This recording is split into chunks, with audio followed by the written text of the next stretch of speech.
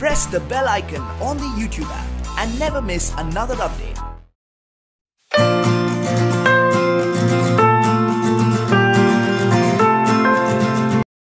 नमस्कार, फिनिक्स एज्युकेटमध्ये तुमचं स्वागत आहे. 10वी महाराष्ट्र बोर्ड भूगोलचा 8वा धडा अर्थव्यवस्था आणि व्यवसाय.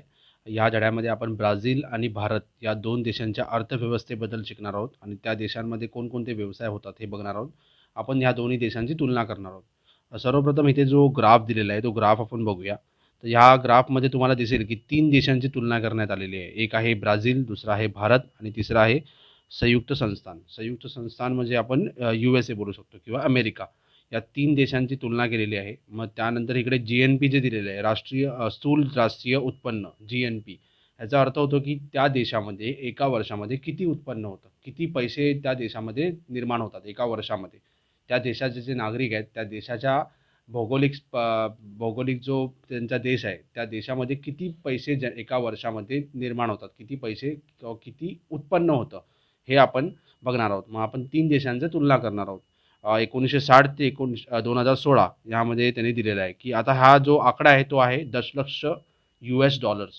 US म्हणजे काय, अमेरिकाचा जो डॉलर आहे त्या डॉलर वापरून आपण बघणार आहोत की किती पैसे. समजा आपण भारतामध्ये बघितलं तर रुपया चालतो, ब्राझीलमध्ये वेगळी करन्सी चालते, पण आपण जर अमेरिकेमध्ये बघितलं तर डॉलर चालतं. डॉलर हा जगात सर्व ठिकाणी जास्त करून डॉलर चालतो, अमेरिकेचा डॉलर चालतो. मग त्यासाठी आपण दशलक्ष US डॉलर असा हा आकडा आपण बघणार आहोत. सर्वप्रथम आपण बघितलं 1960मध्ये जर बघितलं, हा जो निळा आहे, निळा जो रंग आहे तो ब्राझीलचा रंग आहे, लाल जो रंग आहे तो भारताचा आहे आणि संयुक्त संस्थाने म्हणजे अमेरिका जो हिरवा रंग आहे. जर आपण बघितलं तर 1960मध्ये भारत आणि ब्राझील दोघे जवळजवळ एकाच समान होते, त्यांची अर्थव्यवस्था जवळजवळ समान होती. आणि अमेरिका बघितली तर जवळजवळ इथे आपण बघितलं तर 50 दशलक्ष US डॉलर्स इतकी त्यांची अर्थव्यवस्था होती. 1980मध्ये जर आपण बघितलं तर ब्राझीलची अर्थव्यवस्था भारतापेक्षा थोडी मजबूत होती, भारतापेक्षा जास्त पैसे त्यांच्याकडे होते आणि भारतामध्ये कमी होतं. लाल रंग भारताचा आहे. अमेरिकेचं जर बघितलं तर 280 दशलक्ष US डॉलर्स आपण म्हणू शकतो, अंदाजे 280 आपण म्हणू शकतो, 300च्या खाली आहे थोडं. 2000मध्ये आपण बघितलं तर परत आपण बघू शकतो की जो निळा रंग आहे ब्राझीलचा तो रंगच जास्त मोठा दिसतोय, लाल रंग हा भारताचा कमी दिसतोय. आणि जर याचा बघितलं तर अमेरिकाचा, तो अमेरिका तुम्हाला दिसेल की 1100पेक्षा जास्त आहे. तर 1100पेक्षा जास्त त्यांचं 1100 दशलक्ष US डॉलर्सपेक्षा जास्त त्यांची अर्थव्यवस्था होती, GNP होती, ग्रॉस नॅशनल प्रोडक्ट, किंवा त्यांना मराठीमध्ये आपण म्हणू शकतो राष्ट्रीय स्थूल उत्पन्न. ह्याचा सिंपल अर्थ काय असतो की त्या देशामध्ये त्या भौगोलिक परिस्थितीमध्ये त्या देशाच्या किती उत्पन्न झाला, किती पैसे निर्माण झाले. आता किती पैसे निर्माण झाले 2000 साली अमेरिकेमध्ये झाले होते. थोडंसं जास्त पकडूया आपण, 1000पेक्षा थोडंसं जास्त, 1000 दशलक्ष US डॉलर्स. आपण जर 2016चं बघितलं तर 2016मध्ये तुम्हाला दिसेल की लाल रंग मोठा आहे, लाल रंग जास्त आहे, लाल रंग म्हणजे भारताचा आणि हा आहे ब्राझीलचा रंग. मग आपण जर बघितलं भारताचं जे अर्थव्यवस्था होती ती तुम्ही बोलू शकता की 210 दशलक्ष US डॉलर्स, 200पेक्षा थोडीशी जास्त आहे. पट्टी जर तुम्ही वापरली फुटपट्टी तर तुम्हाला दिसेल की 210पेक्षा थोडंसं जास्त आहे. ब्राझीलचं थोडं कमी आहे, ब्राझीलची आहे 180 दशलक्ष US डॉलर्स. फरक जर आपल्याला विचारला की भारत आणि ब्राझील यांच्या GNPमध्ये स्थूल राष्ट्रीय उत्पन्नामध्ये किती फरक आहे, तर आपण काय करणार, 210 वजा 180 तर किती, जवळजवळ 30 दशलक्ष US डॉलर्सचा फरक आपल्याला दिसतो. अमेरिका बघा, अमेरिका तर खूप जास्त, भारताच्या आणि ब्राझीलच्या तुलनेत अमेरिकेमध्ये खूप जास्त पैसे आहेत, त्यांचे 1800 दशलक्ष US डॉलर्सपेक्षाही जास्त त्यांच्याकडे पैसे आहेत. मग 3 जर देशांची आपण तुलना केली तर इकडे काही प्रश्न दिलेले आहेत, ते प्रश्न आपण वाचूया. 2016 साली कोणत्या देशाचे राष्ट्रीय उत्पन्न सर्वाधिक होते व किती? सर्वाधिक कोणाचे होते? अमेरिकेचे होते. हे तुम्ही फुटपट्टी वापरा आणि तुम्हाला अंदाज तुम्ही घेऊ शकतात. जवळजवळ 1850 दशलक्ष US डॉलर्स इतके होते. फुटपट्टीने तुम्हाला बरोबर एकदम अचूक आकडा समजेल. इकडे अचूक आकडा समजणे थोडं कठीण आहे, कारण जर ग्राफ असता तर आपल्याला समजलं असतं. त्यानंतर ब्राझील आणि भारत याची तुलना करता 1980 साली कोणत्या देशाचे राष्ट्रीय उत्पन्न अधिक होते? आता आपण बघतोय 1980मध्ये तुम्हाला दिसत असेल की ब्राझीलचा जास्त होता राष्ट्रीय उत्पन्न भारतापेक्षा. 2016 साली भारत व ब्राझील या देशांमध्ये राष्ट्रीय उत्पन्नाची फरक सांगा. फरक बघितला आपण की भारताचा जास्त आहे 210 आणि ब्राझीलचा आहे 180. दोघांचा तुम्ही फरक केला तर तुम्हाला 30 दशलक्ष US डॉलर्सचा फरक दिसेल. साल 2016 विकसित राष्ट्र व विकसनशील राष्ट्र यांचे स्थूल राष्ट्रीय उत्पन्नातील फरक सांगा.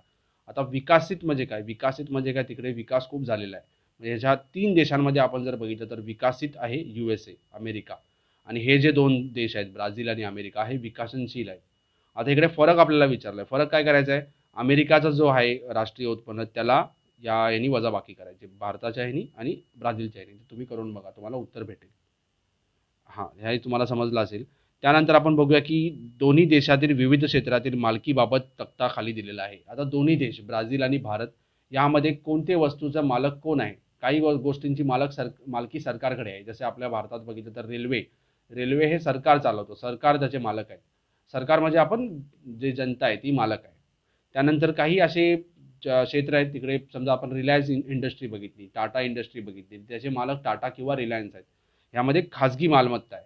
आणि सार्वजनिक म्हणजे काय? सरकार त्याचा मालक आहे. मग आपण जर बघितलं 2 देशाची तुलना करूया आपण, भारत आणि Brazil.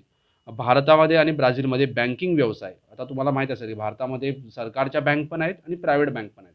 SBI State Bank of India ही सरकारची बँक आहे, आणि HDFC बँक, ICICI बँक ही प्रायव्हेट बँक आहे. मग त्यामध्ये खाजगी म्हणजे काय? प्रायव्हेट, आणि सार्वजनिक म्हणजे काय?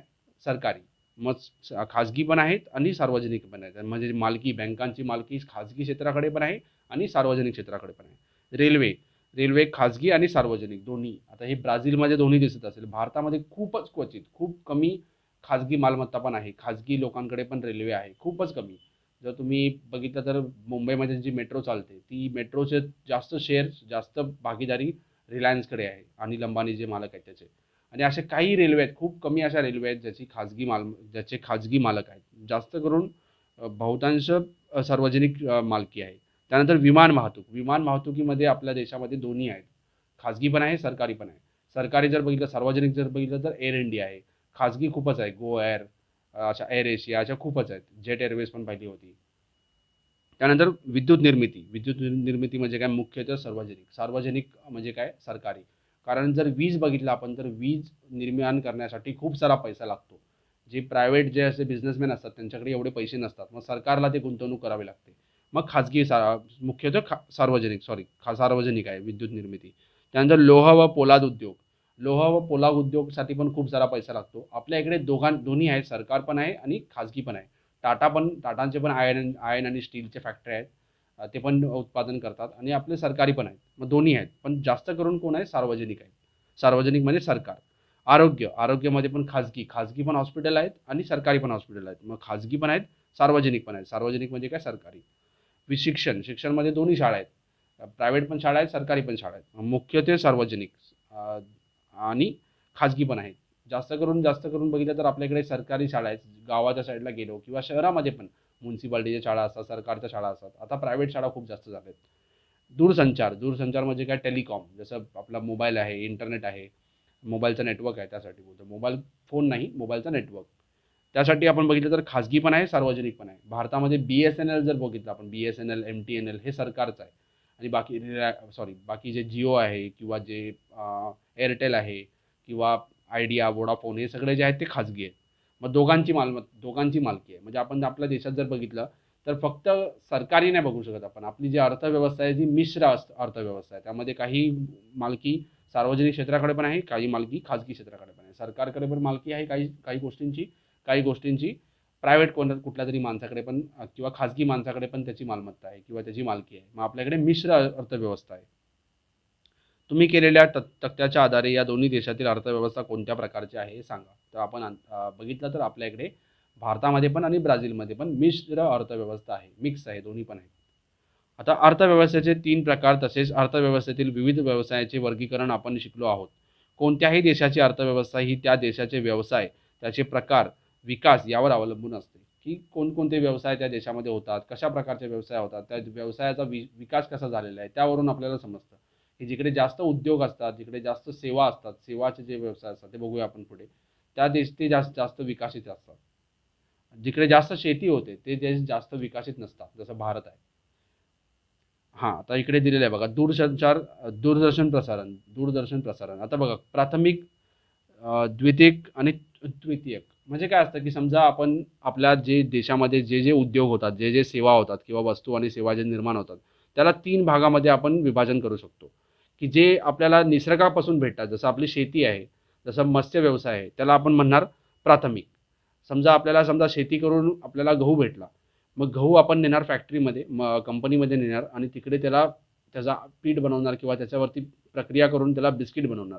म्हणजे जिकडे प्रक्रिया होते त्याला आपण म्हणतो द्वितीयक. द्वितीयक किंवा इंग्लिशमध्ये त्याला म्हणतो सेकंडरी सेक्टर. म्हणजे असे 3 आपण हिस्से करू शकतो. आपलं जे अर्थव्यवस्था आहे त्याच्यामध्ये जे उद्योग होतात त्याला आपण 3 हिस्स्यामध्ये विभागू शकतो. पहिला आहे प्राथमिक. प्राथमिक म्हणजे काय? जे निसर्गाच्या संदर्भात संबंधित असतात. जसे तिकडे शेती होते किंवा तिथे मत्स्य व्यवसाय होतं किंवा खनिज जे भेटतात आपल्याला ते सगळं येणार प्राथमिक. नंतर जे प्रक्रिया होते, जिकडे प्रक्रिया होते त्याला आपण म्हणतो द्वितीयक. आणि जे सेवा देतो आपण, सेवाचे समजा शिक्षक आहेत, शिक्षक काय कुठला सामान विकत नाही आहेत, पण त्यांना पण पगार भेटतो, आपण पण फी भरतो. किंवा जे ड्रायव्हर आहेत किंवा रिक्षावाले आहेत, जे टॅक्सीवाले आहेत, ते थोडीच आपल्याला काही सामान विकतात, पण ते सेवा देत आहेत. मग जे लोक सेवा क्षेत्रात असतात त्याला आपण म्हणतो तृतीयक. मग 3 हिस्स्यामध्ये आपण डिवाइड करू शकतो. दूरदर्शन कशामध्ये येणार? ते येणार याच्यामध्ये तिसरा. त्यानंतर मत्स्यपालन येणार प्राथमिक. काठ्या व दोरी तयार करणे हे पण येणार प्राथमिक. गूळ तयार करणे, आता गूळ तयार करणे येणार. गूळ म्हणजे काय बघा, गूळ कशाचं बनतं? ऊसाचं बनतं. ऊस येणार ह्याच्यामध्ये प्राथमिक. ऊसाची शेती येणार प्राथमिक. पण आपण ऊसावरती प्रक्रिया करतोय, मग प्रक्रिया करतोय म्हणजे काय? द्वितीयक. नांगराचा फाळ बनवणे, आता नांगर बनवायचा आपल्याला. पहिलं तर काय आपल्याला त्यासाठी लोखंड पाहिजे. लोखंड जे बनतं, लोखंड जे आपण खाणीमधून काढतो ते येणार प्राथमिकमध्ये. मग लोखंडावरती आपण काय करतो? प्रक्रिया करतो, मग ते येणार द्वितीयक. घराचे बांधकाम, आता घराचे बांधकाम येणार तृतीयक. ती काय एक सेवा एक प्रकारची. त्यानंतर लोह खनिज काढणे म्हणजे काय? प्राथमिक. वाहन निर्मिती कशामध्ये येणार? की आपण प्रक्रिया करून वाहन बनवतोय, वेगवेगळे जे आपले मशीन वगैरे असतात, मग ते कशामध्ये येणार? द्वितीयक. भात उत्पादन हे येणार प्राथमिक. अध्यापन म्हणजे काय? शिक्षण हे येणार तृतीयक. त्यानंतर बस चालवणे म्हणजे काय? सेवा आहे, त्यामध्ये काही विकत नाही होत आपण, मग ते येणार तृतीयक. किंवा काही आपण नवीन निर्माण पण नाही करत आहोत. निवासाचे व जेवणाची सोय करणे हे पण येणार तृतीयक. म्हणजे आपण काय करतोय? फक्त सेवा देतोय. जे हॉटेल असतात, जे पर्यटक म्हणून जातो, पर्यटनाचा जो व्यवसाय आहे, ते सर्व येणार तृतीयक. दूरसंचार जर आपण बघितला, मोबाईल बघितले, आपले इंटरनेट बघितले, ते सर्व येणार तृतीयक. म्हणजे त्या देशामध्ये हे जे 2 क्षेत्र आहेत, द्वितीयक आणि तृतीयक, या देशामध्ये यांच्यामधून जर जास्त उत्पन्न होत असेल, ह्याच्यामध्ये जर जास्त लोक काम करत असतील, मग तो देश जास्त विकसित असतो. म्हणजे अमेरिकेमध्ये बघितलं तर शेती करणारे लोक खूप कमी आहेत. भारतामध्ये जर बघितलं शेती करणारे लोक खूप जास्त आहेत, म्हणून आपण विकसनशील आहोत, आपण विकसित झालेलो नाही. ब्राझील आणि भारत मधील अर्थव्यवस्था. आकृती 8.2 विभाजित वर्तुळात दोन्ही देशाची स्थूल अंतर्देशीय उत्पन्नाचे योगदान दिले आहे. आता आपण हे बघूया. 2 तुम्हाला दिलेले आहे, ते ब्राझील दिलेला आहे, भारत दिलेला आहे. आता हा जो आहे तो बघूया. स्थूल अंतर्देशीय उत्पादनाचा व्यवसाय निहाय योगदान म्हणजे काय? अंतर्देशीय, त्या देशामध्ये किती उत्पन्न होतं, किती पैसे निर्माण होतात. समजा आपण हिसाब करूया की दोन्ही देशामध्ये 100 रुपये निर्माण होतात. एका वर्षामध्ये ब्राझीलमध्ये पण 100 रुपये निर्माण झाले, 100 रुपयाचं उत्पादन झालं आणि भारतामध्ये पण झालं. ठीक आहे. म्हणजे कुठल्या क्षेत्रामधून किती पैसे येतात ते आपण बघायचं आता. मग हे प्रत्येकाला रंग दिलेला आहे. जो प्राथमिक क्षेत्र आहे त्याला हा निळा रंग दिलेला आहे. त्यानंतर द्वितीयक त्याला भगवा रंग दिलेला आहे. तृतीयक त्याला दिलेला आहे हा रंग, ग्रे रंग दिलेला आहे. ठीक आहे. तर आपण जर बघितलं, सर्वात जास्त रंग आपल्याला दिसेल हा ग्रे, म्हणजे तृतीयक ह्याच्यातून सर्वात जास्त पैसे ब्राझीलमध्ये निर्माण होतात. ठीक आहे. त्यानंतर होतात हे भगवा रंग. भगवा रंग कशाला दिलेला आहे? द्वितीयक. आणि निळा रंग म्हणजे काय? प्राथमिक. म्हणजे सर्वात जास्त पैसे ब्राझीलमध्ये. तिसरा जो आहे तृतीयक, सेवा असतात त्यामधून पैसे सर्वात जास्त निर्माण ब्राझीलमध्ये होत आहेत. दुसरा क्रमांक येतो द्वितीयक, त्यानंतर द्वितीयक, त्यानंतर येतो प्राथमिक. जर भारताची परिस्थिती आपण बघितली, भारतामध्ये पण सर्वात जास्त पैसे आपल्याला तृतीयक ह्या क्षेत्रातून येतात. म्हणजे या क्षेत्रामध्ये जे सगळे सॉफ्टवेअर असतात किंवा आपण बघू शकतो जे सेवा देण्याचे जे क्षेत्र असतात त्यामधून सर्वात जास्त पैसे आपल्या देशामध्ये निर्माण होतात. इकडे काय बघतो आपण की किती पैसे निर्माण होतात. मी जसं सांगितलं की देशामध्ये समजा 100 रुपये निर्माण झाले, 100 रुपयापैकी ब्राझीलमध्ये 67 किंवा 67 रुपये तिसऱ्या क्षेत्रातून किंवा तृतीयक क्षेत्रातून येत आहेत. नंतर 27.5 हे येत आहेत द्वितीयक आणि 5.5 येतात प्राथमिक. भारतामध्ये जर बघितलं ₹17 येतात आपल्याला प्राथमिक, म्हणजे 17% भारताचा जेवढा उत्पन्न आहे तेवढा 17% येतो प्राथमिक क्षेत्रापासून, 26% येतो द्वितीयक आणि 57% येतो तृतीयक. ठीक आहे, हे झालं भारताचं आणि ब्राझीलचं किती पैसे कुठल्या क्षेत्रातून येतात. आता आपण दुसऱ्या ह्याच्यामध्ये बघणार आहोत की किती लोक काम करतायत कुठल्या क्षेत्रामध्ये. म्हणजे समजा आपल्या देशामध्ये 100 लोक आहेत, ब्राझीलमध्ये 100 लोक आहेत, भारतामध्ये 100 लोक आहेत. मग त्या 100 लोकांपैकी कोणत्या क्षेत्रात किती लोक काम करतात. आपण जर बघितलं ब्राझीलचं बघितलं तर 71 लोक तृतीय क्षेत्रामध्ये काम करतात. तिसऱ्या क्षेत्रामध्ये 71 लोक काम करतात, म्हणजे 71% काम करतात.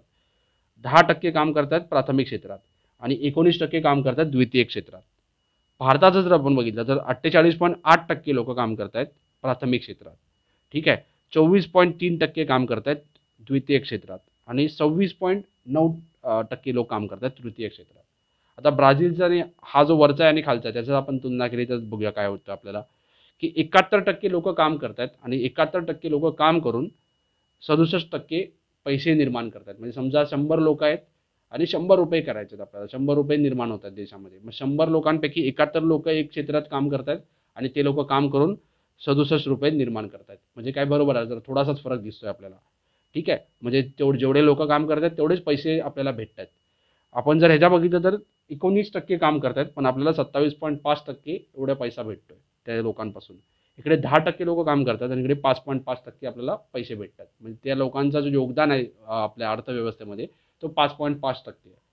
आपण जर भारताचं बघितलं, भारतामध्ये जो प्राथमिक क्षेत्र आहे त्या क्षेत्रामध्ये जवळजवळ अर्धे जे लोक आहेत भारताचे, निम्मे लोक आहेत ते फक्त एका क्षेत्रामध्ये, प्राथमिक क्षेत्रामध्ये, शेती, मत्स्य व्यवसाय, खान उत्पादन या सगळ्या क्षेत्रामध्ये काम करतात, जास्त करून शेतीमध्ये. म्हणजे आपल्या देशामध्ये 48.8% लोक हे प्राथमिक क्षेत्रात काम करतात, पण त्याचं योगदान किती आहे, फक्त 17%. म्हणजे काय, यांचं काम काही कामाचं नाही, यांचे जे श्रम आहेत ते काहीच कामाचे नाहीत आपल्या देशासाठी. कारण कसं, हे छोटे छोटे शेतकरी आहेत, त्यांचा ते जे मेहनत करतात ते फक्त त्यांच्यासाठी करतात, त्यांच्या खाण्यासाठी करतात. त्या लोकांनी तीच मेहनत जर दुसऱ्या क्षेत्रात केली तर काय होणार, आपल्या देशाला पण फायदा होणार. म्हणजे त्यांना काम भेटत नाही म्हणून ते काय करतात, फक्त शेती करतात आणि जेवढे शेतीमध्ये त्यांना पैसे भेटतात ते फक्त ती खाण्यासाठी, वर्षभर ते आपल्या जेवणासाठी ते शेती करतात, पण त्याच्यामधून काय आपल्या देशाला काही पैसे भेटत नाही. म्हणजे तुम्ही बघू शकता की आपल्या देशामध्ये खूप जास्त लोक शेतीमध्ये आहेत किंवा प्राथमिक क्षेत्रात आहेत, पण त्यांचं योगदान फक्त 17% आहे. आपण इकडे जर बघितलं 26.9% लोक द्वितीय क्षेत्रात काम करतात आणि त्यांचं उत्पादन त्यांचं योगदान किती आहे, 57%. मग हे चांगलं आहे की कमी लोक काम करतात आणि जास्त पैसे देतात. ह्याच्यामध्ये जर बघितलं 24.3% आणि इकडे 26% योगदान आहे त्यांचं आपल्या अर्थव्यवस्थेमध्ये. म्हणजे हे ठीक आहे, पण आपल्याला हा बदलायचा आहे. म्हणजे ह्या क्षेत्रामध्ये काम करणारे जे लोक आहेत त्यांना आपण ह्या क्षेत्रामध्ये आणि ह्या क्षेत्रामध्ये आणलं पाहिजे. म्हणजे काय होणार की आपला जो ह्या क्षेत्रामधला जो उत्पन्न आहे तो वाढेल आणि आपण विकसित देश बनू. विकसनशील का आहोत आपण, कारण काय आपल्या देशामध्ये खूप सारे लोक शेती करतात, शेतीवर आधारित आपली अर्थव्यवस्था आहे. ब्राझीलमध्ये पण तसंच आहे, पण ब्राझीलमध्ये प्रमाण कमी आहे शेतीचा. ब्राझीलमध्ये या तिसऱ्या क्षेत्रामध्ये, तृतीय क्षेत्रामध्ये खूप जास्त काम करतात. भारतामध्ये तसं नाही, भारतामध्ये लोक जास्त याच्यामध्ये काम करतात पण उत्पादन हा क्षेत्र देतोय, आपला तृतीय क्षेत्र देतोय. हे मला वाटतं हे तुम्हाला समजलं असेल. आता प्रश्न उत्तर बघूया.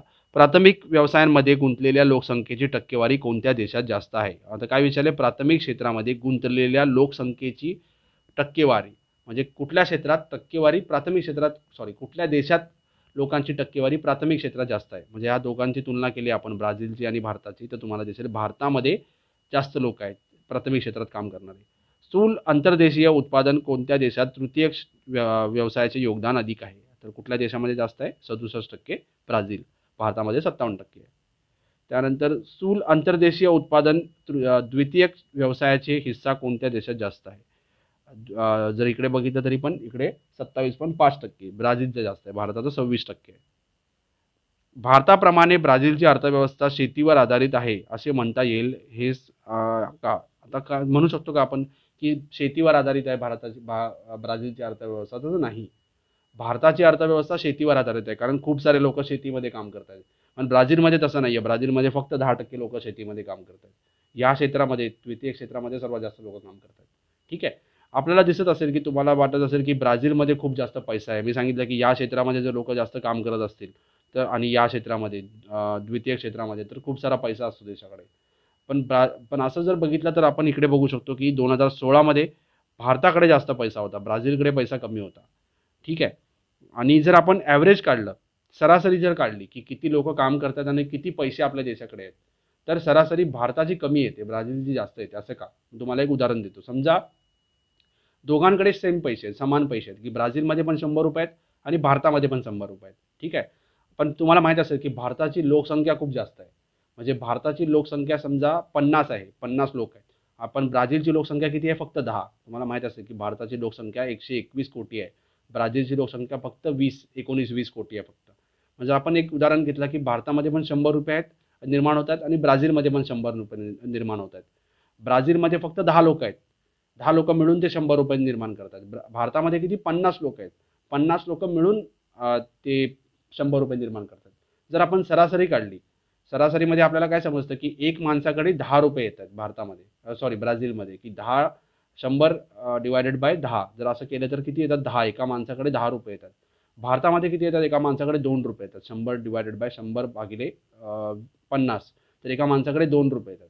म्हणजे आपण जर सरासरी काढली, सरासरीमध्ये काय होतं की भारत मागे पडतो, कारण भारताची लोकसंख्या खूप जास्त आहे.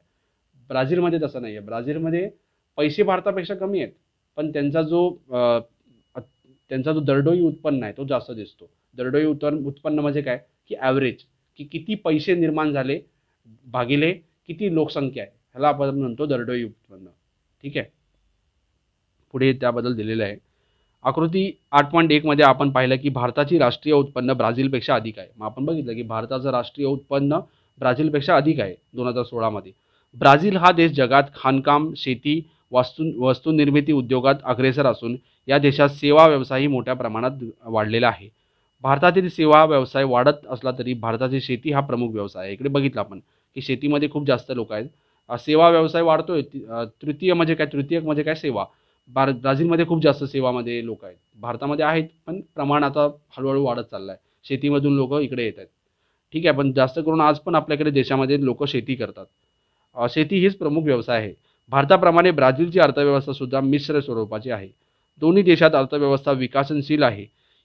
राष्ट्रीय दरडोई उत्पन्न म्हणजे काय? ॲव्हरेज, की किती पैसे निर्माण झाले भागिले किती लोकसंख्या आहे, त्याला आपण म्हणतो राष्ट्रीय दरडोई उत्पन्न.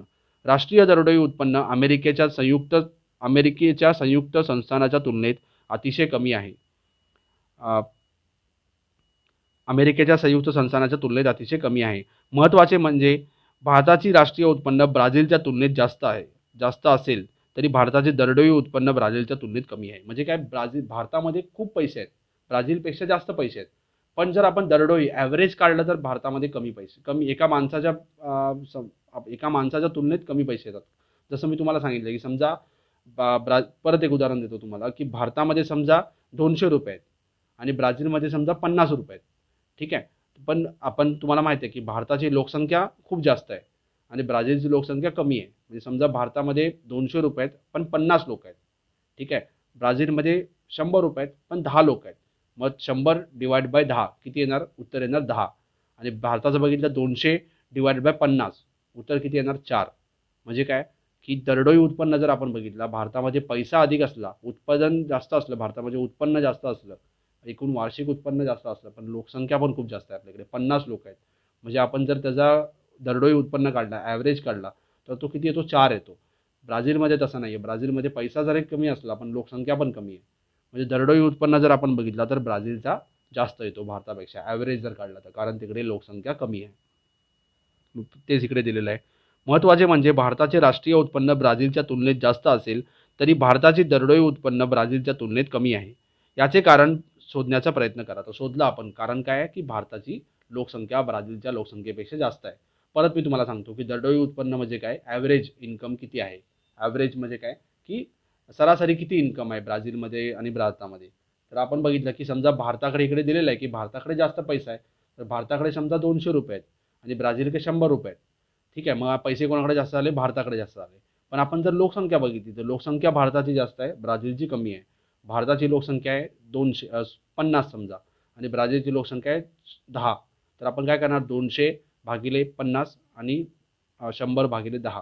तर 100 भागिले 10 उत्तर येतं 1 येतो उत्तर. ठीक आहे. सॉरी 10 येतो. आणि इकडे जर बघितलं तर 200 भागिले 50 किती येतो? 4.